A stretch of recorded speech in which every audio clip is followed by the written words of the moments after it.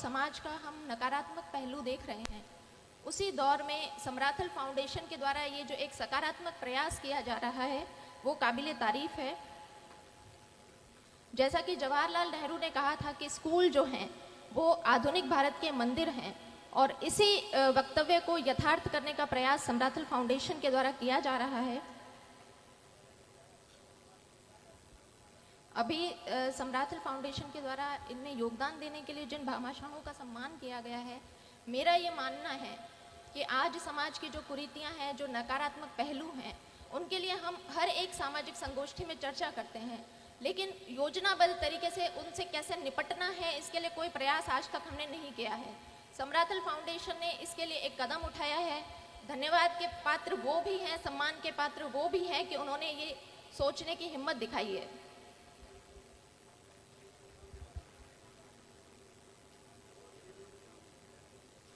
मैं आशा करती हूँ, जैसा अभी स्टेज से अनाउंसमेंट हुआ, कि जिन बच्चों ने अभी प्रतिभा खोज परीक्षा दी है वो इस पंडाल में मौजूद हैं, और अगर यहाँ मौजूद नहीं है तो वो यूट्यूब या अन्य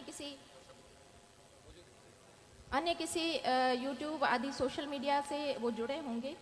तो आज आप सभी बच्चे ज़िंदगी के ऐसे मोड़ पर खड़े हैं जहाँ आपके सामने बहुत सारी चुनौतियाँ, संघर्ष आने वाले हैं। इन संघर्षों से यदि आपको लोहा लेना है तो आपको मोटिवेटेड रहना होगा।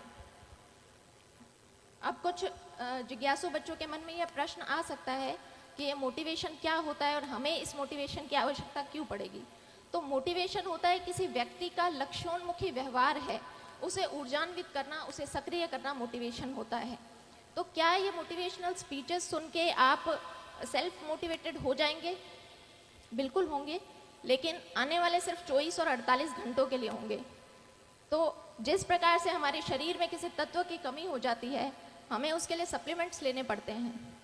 जब तक हम सप्लीमेंट्स लेते हैं तब तक हमारे शरीर में उस तत्व की कमी नहीं होती है। जैसे ही हम सप्लीमेंट लेना बंद करते हैं, फिर से हमारे शरीर में उन तत्वों की कमी हो जाती है। इसी प्रकार मोटिवेशन है। यदि आप बाहर से इसके सप्लीमेंट्स लेंगे तो वो कुछ दिनों में, कुछ घंटों में वो धूमिल हो जाएंगे।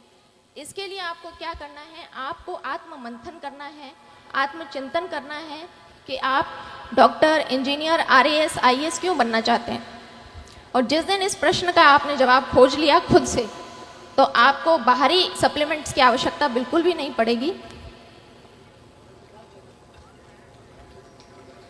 जब मैं 8वीं कक्षा में थी तो एक प्रतियोगिता में मैंने तृतीय स्थान हासिल किया, और उस दौरान मुझे उपखंड अधिकारी से सम्मानित होने का मौका मिला।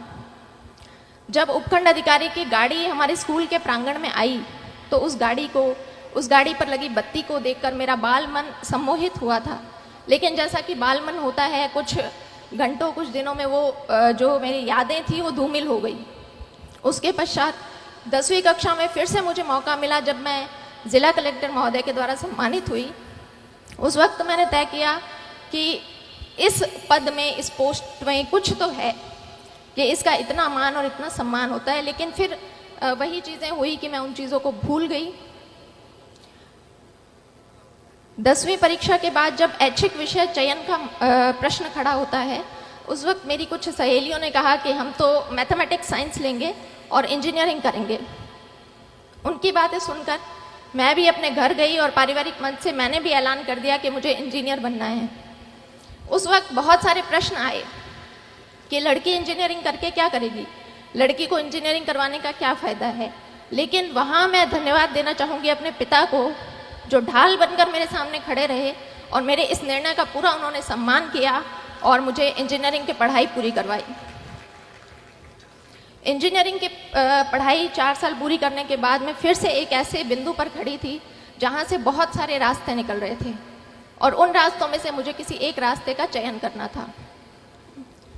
कोई विशेष गाइडेंस, मार्गदर्शन तो मेरे पास नहीं था, लेकिन परिवारजनों से विचार विमर्श किया और तय किया कि बैंक की काफ़ी भर्तियां खुली हुई है और मुझे बैंक का एग्ज़ाम देना चाहिए। इस एग्ज़ाम तैयारी के दौर में कास्ट सर्टिफिकेट के लिए मुझे फिर से उपखंड अधिकारी के कार्यालय में जाने का मौका मिला। उस दिन उनके कार्यालय के बाहर भीड़ को देखकर फिर से एक बार मुझे लगा कि इस पोस्ट के लिए मैं ट्राई कर सकती हूँ। घर आकर मैंने दबी आवाज़ में अपने पिता से पूछा कि उपखंड अधिकारी बनने के लिए मुझे क्या करना होगा।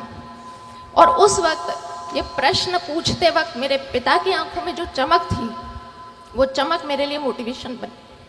बाद में पता चला कि मेरे पिताजी ने भी अपनी युवावस्था में इन परीक्षाओं की तैयारी की थी, लेकिन वो सफल नहीं हो पाए। तो मैंने तय कर लिया कि मुझे इस परीक्षा को देना है और इसमें सफल भी होना है। तो इसी तरह से आप भी अपना सेल्फ मोटिवेशन देखें, कौन सी ऐसी चीज़ है जो आपको अपनी जर्नी के दौरान मोटिवेटेड रख सकती है।